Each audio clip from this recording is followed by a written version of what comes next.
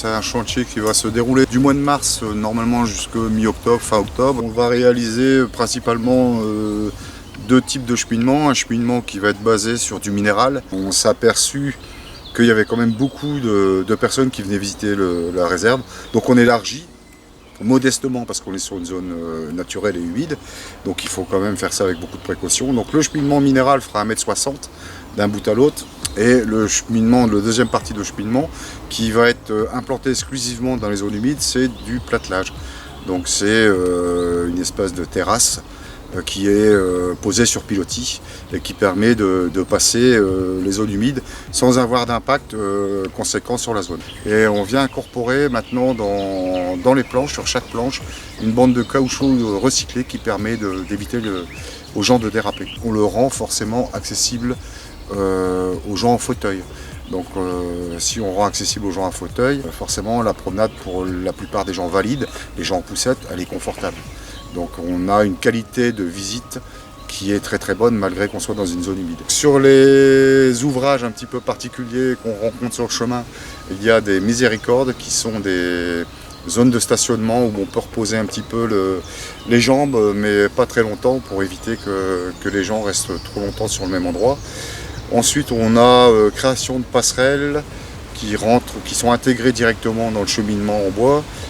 Et puis tout ce qui est ouvrage périphérique, comme des portillons, des chicanes qui permettent de limiter l'accès aux piétons et aux poussettes bien sûr et aux gens en fauteuil. Et donc nous, on va utiliser des matériaux qui viennent essentiellement en local. Pour le minéral, on utilise des matériaux qui viennent des carrières de Ferck, et pour le bois, on n'utilise que du bois qui provient des forêts du Nord-Pas-de-Calais. Donc on reçoit, comme on vous le disait, le bois brut sorti de Syrie, et on le façonne selon nos besoins. Donc on a vraiment un vrai travail en amont, réalisé dans nos ateliers, avec nous et les gens en insertion, pour façonner le bois et ensuite le poser sur le terrain. On passe moins de temps sur la zone, donc on perturbe moins aussi cette zone.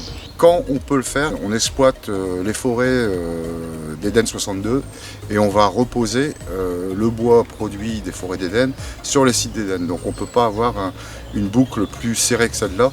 Donc effectivement, on essaie vraiment de minimiser notre impact carbone sur la réalisation de ces équipements. Alors une des très grosses particularités de ce chantier, c'est que nous sommes un chantier d'insertion expérimentale.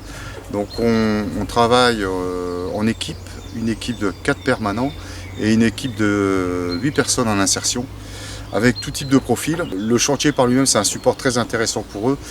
Ils arrivent à se remobiliser dans leur vie de tous les jours, dans leur vie professionnelle. Ils ont la possibilité de façonner toutes les pièces de bois, de travailler avec tous les outils qu'on utilise sur le chantier. Donc on a un sujet vraiment porteur pour eux qui leur permet de se remettre le pied à l'étrier dans le monde du travail et de redémarrer dans une vie active.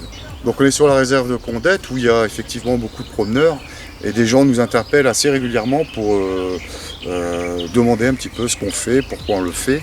Et les gens sont très heureux qu'on puisse remettre la qualité du cheminement à un bon niveau. Effectivement, c'est un cheminement qui était vieillissant. Donc les gens sont très très intéressés et solidaires dans la réalisation de ce platelage. Solidaires dans le sens où même si on engendre des nuisances dans leur visite, de par la réalisation des travaux, il y a une acceptation très sympathique qui se fait de leur part.